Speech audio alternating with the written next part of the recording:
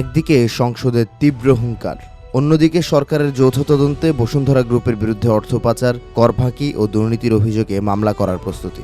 কিন্তু ঠিক এমন সময়ই আদালতের অনুমতিতে বিদেশ যাওয়ার সুযোগ পেলেন বসুন্ধরা চেয়ারম্যানের স্ত্রী ও ছেলে। তাহলে কি সরকার সত্যিই বড় অভিযানে নামছে, নাকি সবই লোক দেখানো? রাজনৈতিক অঙ্গনে এখন ঘুরপাক খাচ্ছে এই প্রশ্ন। গেল 25 জুন বসুন্ধরা গ্রুপের বিরুদ্ধে দুদকের মামলার অগ্রগতি নিয়ে সংসদে প্রশ্ন তোলেন হাসনাত আব্দুল্লাহ। আন্ডার টেবিল কোনো সমঝোতা হয়েছে কিনা সরকারের কাছে এর উত্তর জানতে চান এনসিপির এই এমপি। তার প্রশ্ন, যদি কোনো সমঝোতা না হয়ে থাকে সেক্ষেত্রে আইনগত ব্যবস্থা নিতে বাধা কোথায়? এই বক্তব্যের 2 সপ্তাহ না পেরোতেই সামনে এসেছে আরও বড় তথ্য। সরকারের 11টি সংস্থার যৌথ তদন্তে দেশের 10টি বড় শিল্পগোষ্ঠীর বিরুদ্ধে অর্থ পাচার, কর ফাঁকি, ঘুষ, জালিয়াতি ও দুর্নীতির অভিযোগের প্রমাণ মিলেছে। সেই তালিকায় রয়েছে বসুন্ধরা গ্রুপও। দেশের শীর্ষ একটি দৈনিকে উঠে এসেছে এই তথ্য। আওয়ামী লীগ সংশ্লিষ্ট এস আলম, বেক্সিমকো ও সামিট গ্রুপের পাশাপাশি তালিকায় রয়েছে জামাত সংশ্লিষ্ট নাবিল গ্রুপ।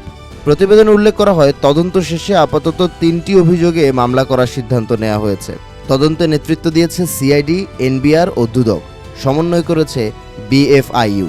শুধু প্রতিষ্ঠানের আর্থিক লেনদেন নয়, তদন্তে মালিকপক্ষের ব্যক্তিগত সম্পদ, ব্যাংক ঋণ, অর্থের গতিপথ এবং বিদেশে সম্পদের তথ্যও খতিয়ে দেখা হয়েছে। যুক্তরাষ্ট্র, সিঙ্গাপুর ও কানাডা সহ বিভিন্ন দেশে তথ্য চেয়ে পাঠানো হয়েছে চিঠি। ধারণা করা হচ্ছে আন্তর্জাতিক পর্যায়ে তদন্ত পৌঁছে যাওয়ায় ফেঁসে যেতে পারে এই 10টি শিল্পগোষ্ঠী। কিন্তু এখানেই তৈরি হয়েছে নতুন প্রশ্ন। এই তদন্ত ও মামলার প্রস্তুতির মধ্যেই 3 মাসের জন্য বসুন্ধরা চেয়ারম্যানের স্ত্রী আফরোজা বেগম এবং ছেলে সাফওয়ান সোবহানকে বিদেশ যাওয়ার অনুমতি দিয়েছেন আদালত। অথচ এর আগে একই অভিযোগের ভিত্তিতে তাদের বিদেশ যাত্রার আবেদন একাধিকবার নাকচ করা হয়েছিল। আদালতে অনুমতির বিরোধিতা করেছিল দুদকও। একদিকে সরকার বলছে অর্থ পাচারকারীদের বিরুদ্ধে কঠোর ব্যবস্থা নেওয়া হবে, অন্যদিকে আলোচিত একটি পরিবারের সদস্যদের বিদেশ যাওয়ার সুযোগ মিলছে। ফলে প্রশ্ন উঠছে, এটি কি কেবল আইনি প্রক্রিয়ার স্বাভাবিক অগ্রগতি, নাকি কঠোর অবস্থানের আড়ালে কাজ করছে জটিল কোনো সমীকরণ? হাসনাত আব্দুল্লাহর প্রকাশ্য চ্যালেঞ্জের পর সত্যিই কি ভেঙে পড়বে বসুন্ধরার সাম্রাজ্য, নাকি অদৃশ্য কোনো চাপে আটকে যাবে এই পদক্ষেপ? প্রশ্নের উত্তরের জন্য অপেক্ষা করতে হবে আর কিছুদিন।